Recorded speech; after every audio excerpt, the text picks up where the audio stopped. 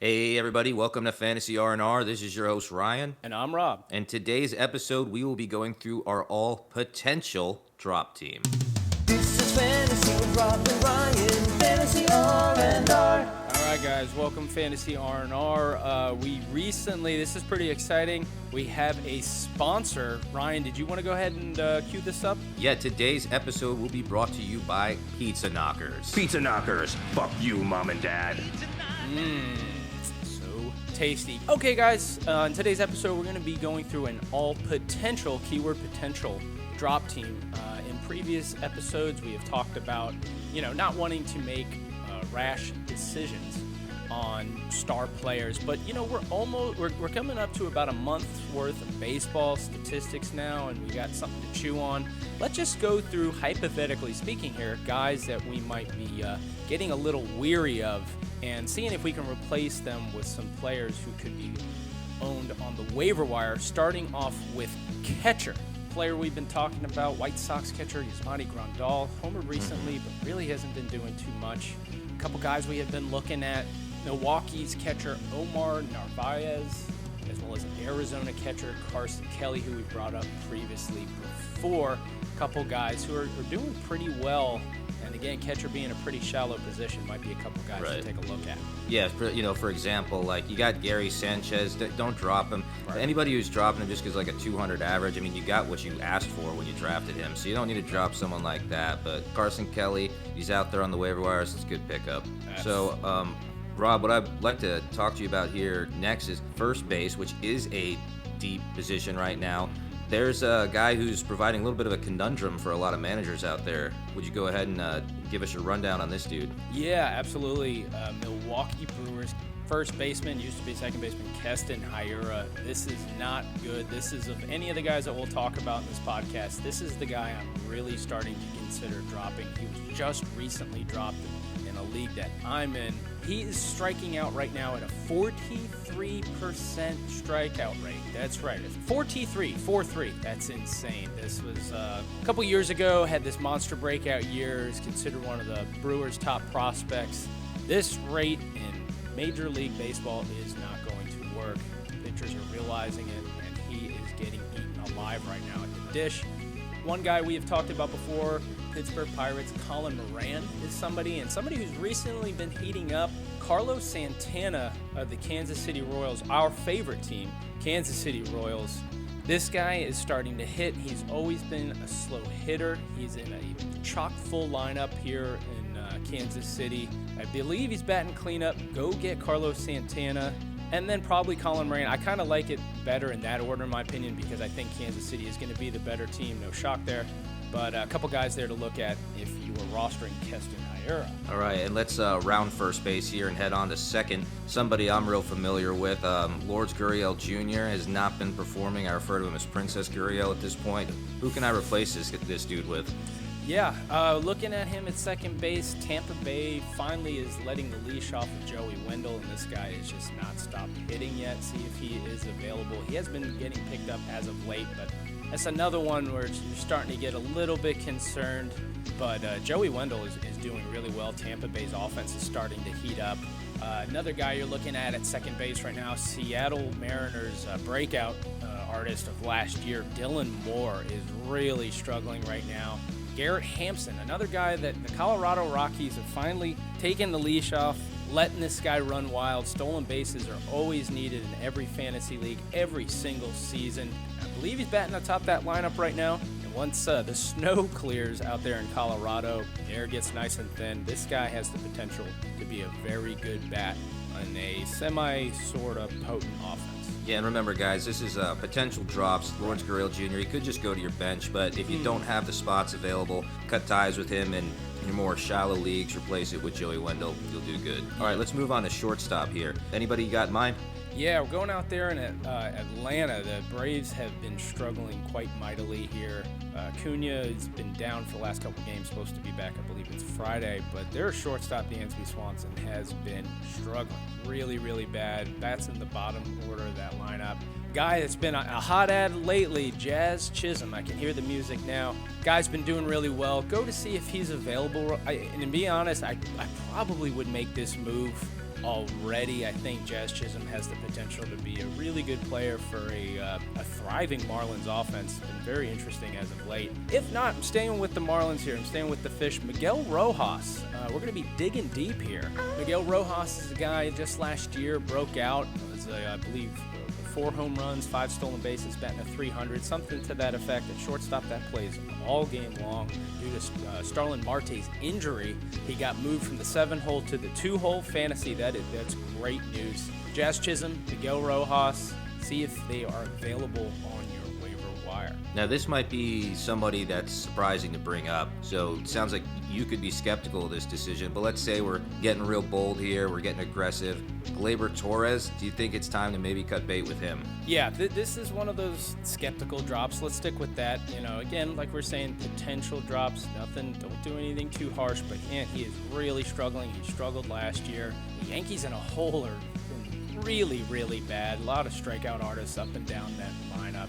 And to stay in the AL East, Boston Red Sox leadoff hitter Kike Hernandez. We've seen this guy do this before with the Dodgers, but he's playing full time. Something the Dodgers tend to do. They platoon a lot of guys. Kike leading off for what's been, I believe, the #1 offense in baseball, which has been a shocker going into this season. Take a look, Kike Hernandez. Plenty of position eligibility in a lot of leagues. See if he's available. Leadoff hitters are always gold. And I want to bring up somebody here, Yoan Moncada. I had him last year for a portion of this year. His slump and cold streak to start the season is really alarming me. Maybe we're still skeptical here, and to be quite honest, probably dropping him for Joey Wendell. But if Wendell's not out there on the waiver wires and you think someone needs to drop Moncada, who's someone you're looking at that they could replace with? Yeah, looking at third base, which has been a pretty shallow position as of late. Nick Solak is a guy out in Texas that was wildly dropped early on. Again, one of those kind of moves where you're like, man, I'd probably give that guy a little bit more time, bench him at least. But check to see if Nick Solak's available. He's been hitting really well. Texas has got a decent lineup, I guess. I don't know. They've been struggling. But he, again, power speed combo kind of guys. They don't grow on trees. That's why Yoan Moncada is kind of one of those guys I would hold on to a little bit. Bench him if you have to. Don't do anything too rash. Going out into Cincinnati, guy who was just picked up everywhere to begin the season after a very hot spring training, Jonathan India. He has really, really been struggling, and a guy who has done the exact opposite, struggled early on this season, who's starting to heat up, J.D. Davis with the New York Mets. That is a lineup. It's only a matter of time until they start hitting, and if J.D. Davis can really start knocking the cover off the ball, this guy's StatCast numbers, he's always been a StatCast darling, and J.D. Davis could end up being a really good player who's wildly available. I believe he's under 50% in a lot of my leagues. Take a look at that if you're starting to get tired of Jonathan India struggling as of late. Well, let's go out to the loneliest place in Little League Baseball, the outfield. We got a number of dudes to talk about here. Why don't you start us off? Yeah, we're going to stick with New York, and again, a lot of strikeout artists there. Clint Frazier has just been swinging out of his shoes. Guy that a lot of people have been high on for the last couple years. He finally was informed he's going to be playing full-time in New York.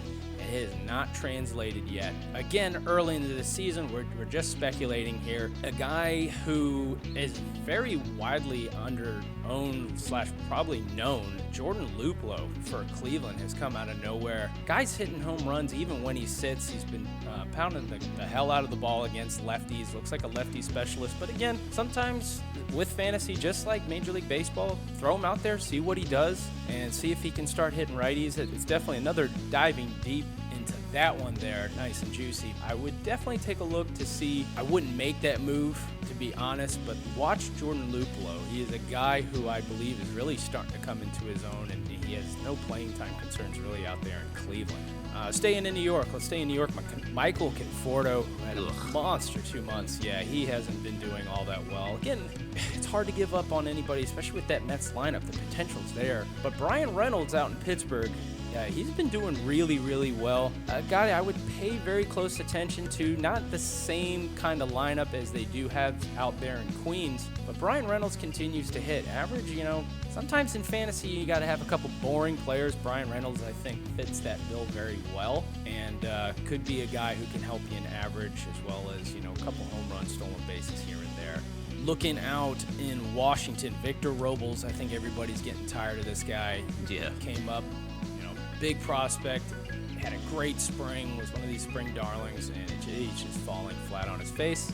Randall Grichuk out in Toronto. Everybody has probably add and dropped this guy 20 times in the last few years, but batting cleanup in Toronto, not a bad place to be hitting.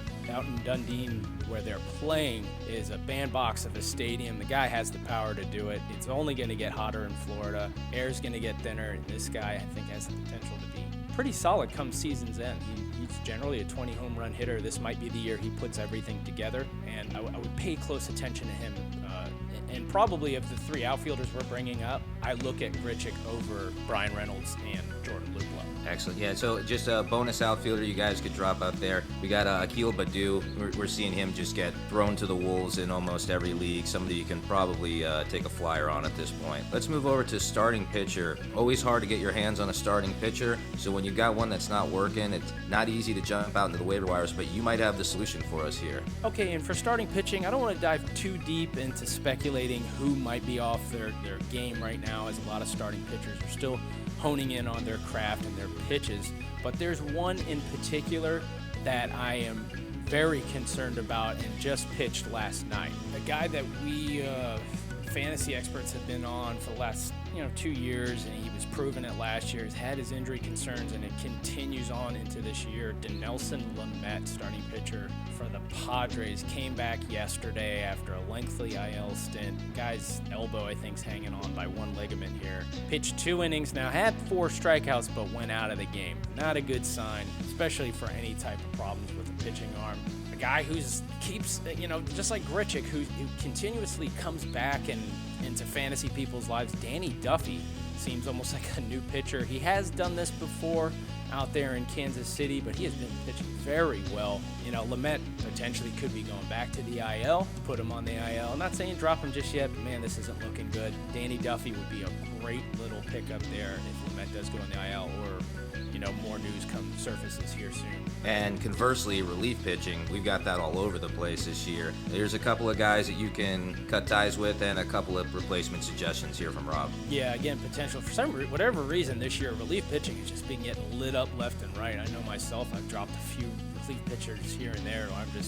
I can't, roster somebody getting lit up every other game, even though he could potentially be getting me a save or a hold. We're going out to Minnesota first. Alex Colomé had to be a reason the White Sox last year, where he looked like he reclamated his career, had let him go in the offseason. He's been getting torched left and right. He's going to be playing in a pitcher's park half the games this season. Gregory Soto looks like he might be the relief pitcher to own out in Detroit. Yes, it's the Tigers. Not going to win a lot of games, but when the Tigers do win their games, they're more than likely going to be close because of this offense being as anemic as it is. Gregory Soto, see if he's available. He should be at this point. I believe he just got his second save last night, so go to see if he's out there. And then in Cincinnati, this is the guy I was talking about. Amir Garrett has let me down. Well, let me tell you, traded for this guy at the beginning of the season. Looked like he was going to be the closer. Guy has nasty stuff. Can't stop giving up home runs, and that doesn't pan out. So I'm going to stay in Cincy's bullpen, the guy we had talked about once before, TJ Antone. If Garrett continues to struggle, they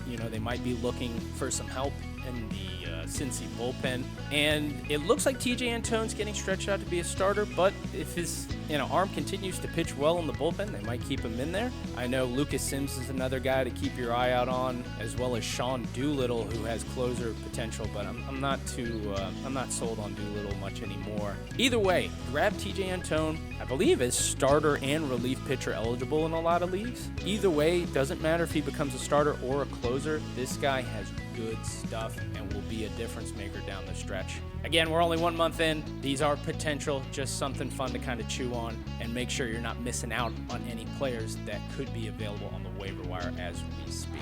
All right, everybody, that's our best advice for the upcoming week. Thanks for listening. You might want to look forward to our next episode. We're going to be doing a draft evaluation of Trevor Lawrence, so look out for that one. Everybody, this is Fantasy R&R with Rob and Ryan. We'll see you next time. Goodbye.